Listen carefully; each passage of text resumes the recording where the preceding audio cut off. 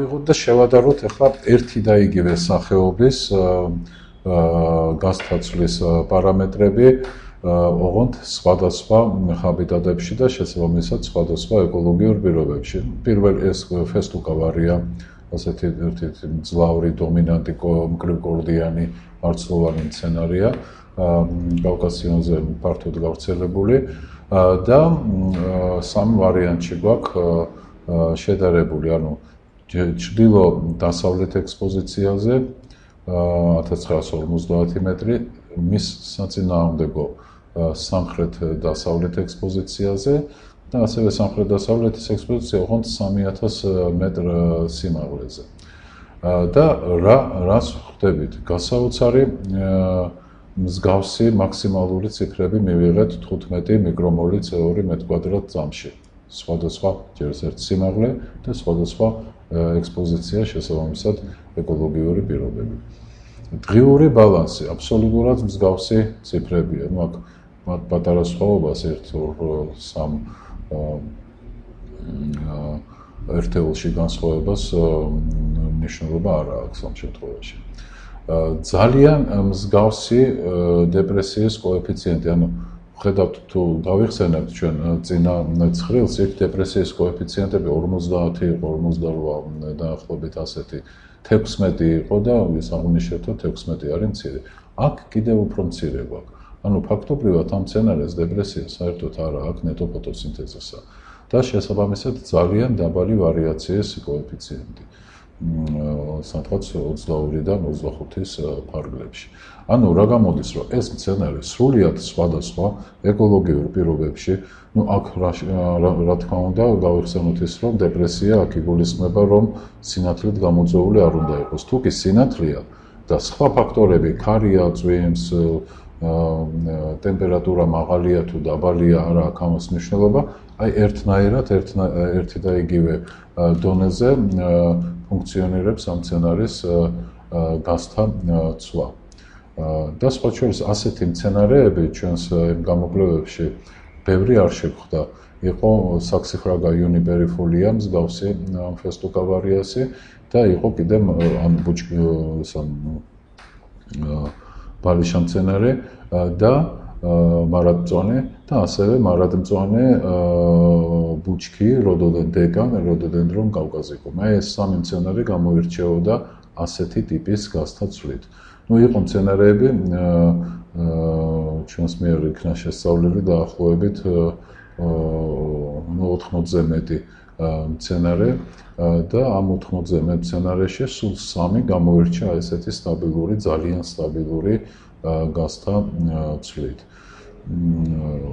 უმრავლესობა, აბსოლუტური უმრავლესობა ხასიათდებოდა ლაბილური, მეტნაკლებად, ზოგი მეტად, ზოგი ნაკლებად გაზთა. იყო მცენარეები 50-ს აღემატებოდა მაგალითად ისლები, კარექსის გვარის წარმომადგენლები, არა თუ 50 ჰქონდათ მაგათ დეპრესიის კოეფიციენტი, არამედ 70-80%-იც კი ფაქტობრივად თითქმის ყოველ დღე ეს მცირე ან დიდი ზომის დეპრესიები აღინიშნებოდა გაზთა ცვლაში, მაგრამ იყო მცენარეები და კერძოდ აი ფესტუკავარია, რომელიც გასაოცარ მსგავს ციფრებს აჩვენებდა ნებისმიერ პირობებში.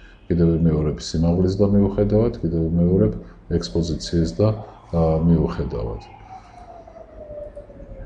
აი აქ უკვე ნაჩვენებია სხვადასხვა მცენარის, ბევრი მცენარეა, სხვადასხვა სასიცოცხლო ფორმის მცენარეთა ფოტოსინთეზის დამოკიდებულება ტემპერატურაზე, ანუ ტემპერატურული მრუდები.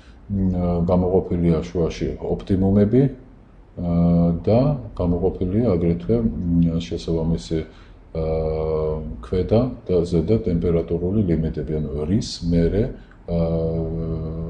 ვეღარ ფუნქციონირებს გაზთა ცვლა, ანუ რის მერე აღინიშნება გაზთა ცვლაში 0, ანუ საკომპენსაციო პუნქტი, როდესაც კიდევ ერთხელ გავიმეორებ, როდესაც ფოტოსინთეზისა და სუნთქვის ინტენსივობა არის ერთნაირი, ამ შემთხვევაში გვაქვს 0.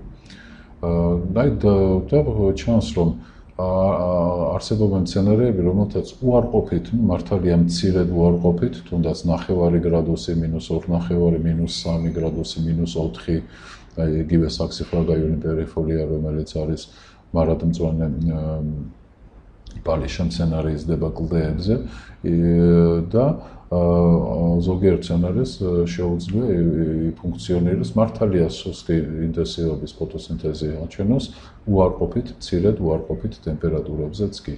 მაგრამ უმეტესობა აქ წარმოდგენილი და არაწწარმოდგენილი სცენარებისა დაახლოებით 0-დან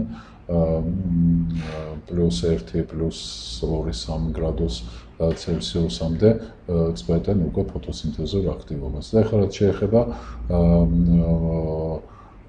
მაღალ ტემპერატურულ ლიმიტებს, აქ უკვე 45 საშუალოდ ასეა 45 გრადუსის მიდამოებში ხდება ამ ფოტოსინთეზის შეწყვეტა. აქ ერთი რამე უნდა გავითვალისწინოთ, რომ ეს 45 გრადუსი არ არის და 40 გრადუსი არ არის ქსოვილის ტემპერატურა. ეს გახლავთ სცენარის გარემომცველი ჰაერის ტემპერატურა. ამ შემთხვევაში ქსოვილის ტემპერატურა შეიძლება უფრო სხვა იყოს, ინტენსიური ტრანსპირაციის ან რაღაც სხვა მიზეზების გამო უფრო ნაკლები იყოს ვიდრე ჰაერისა. და ტემპერატურული ოპტიმუმი. ტემპერატურული ოპტიმუმი ზოგ სცენარის აქვს შედარებით ვიწრო, მაგრამ არიან სახეობები, რომლებიც ფართე ტემპერატურული ოპტიმუმით ხასიათდებიან. მაგალითად, შეიძლება გავუყოთ იგივე ტრიფოლიუმ ამბიგუუმი სამყურა, რომელსაც 14-დან 27 გრადუსამდე აი ძალიან ფართო დიაპაზონში ძალუც ოპტიმალურ დონეზე ამუშავოს თავისი ფოტოსინთეზური აპარატი. ჩვენ ხშირად საუბრობთ ხოლმე და ეს არის ძირითადი ეკოლოგიაში და კერძოდ მაღალმთის ეკოლოგიაში გარემო ფაქტორების გავლენაზე სხვადასხვა პარამეტრზე. ამ შემთხვევაში CO2 განსაცვლაზე და თუ გახსოვთ, მე ერთხელ აღიწერეთ ექსპერიმენტი ტემპერატურულ რეჟიმზე, როდესაც ჰქონდა საუბარი ცენოზის ეფექტის გავლენისა მაშინ ტემპერატურულ რეჟიმზე და იგივე არის ჩატარებული ცენოზის ეფექტის გავლენა განსთა ცვლაზე. და ხედავთ აქ მაშინ გითხარით და ეს იგივე ექსპერიმენტი იყო თუ განსთა ცვლაზე 1 მეტრის რადიუსით მოსცილდა ბალახოვანი საფარი, დარჩა ერთი მცენარე, ამდენად გამოირიცხა მასზე ცენოზის ეფექტი შეიძლება იყოს როგორც დადებითი, ასევე უარყოფითი.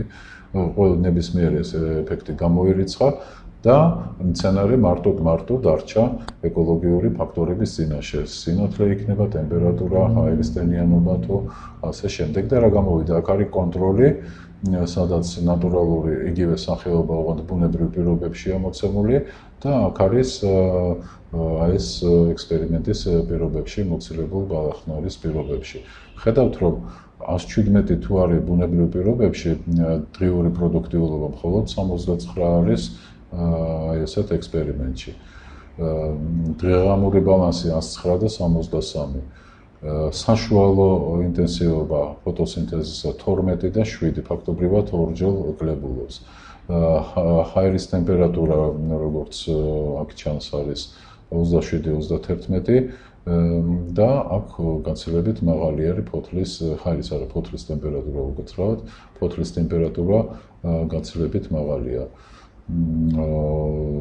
განათებულობა, ფარდობითი განათებულობა ფოთლისა, რაზედაც ჩვენ საუბარი გქონდა სინათლის რეჟიმში, 100% არის იქ, სადაც ცენოზი ვერ იცავს, არ ეფარება, არ ჩრდილავს, თუნდაც ნაწილობრივ, თუნდაც დროებით ამ სცენარეს და 42-76% არის ბუნებრივ პირობებში. ზოგჯერ დღის განმავლობაში 42-ია, ზოგჯერ მატულობს.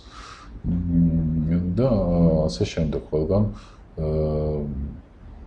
აი ფოტოსინთეზის დეპრესიები ბოლოს 53% გამოვიდა ბუნებრივ პირობებში, ესეც მაღალია, მაგრამ რა შედარებაა დაახლოებით 100%-თან, რომელიც მივიღეთ იმ ექსპერიმენტის დროს. ანუ აქედან ერთი მნიშვნელოვანი დასკვნა, რომ ცენოზის ეფექტი ბალახოვან სახეობაზე ამ შემთხვევაში ბალახოვანზე გვაქვს საუბარი, არის ძალიან მნიშვნელოვანი და ძალიან დიდი და ხელშესახები, აი ეს ციფრები ადასტურებს ყველაფერ ამას.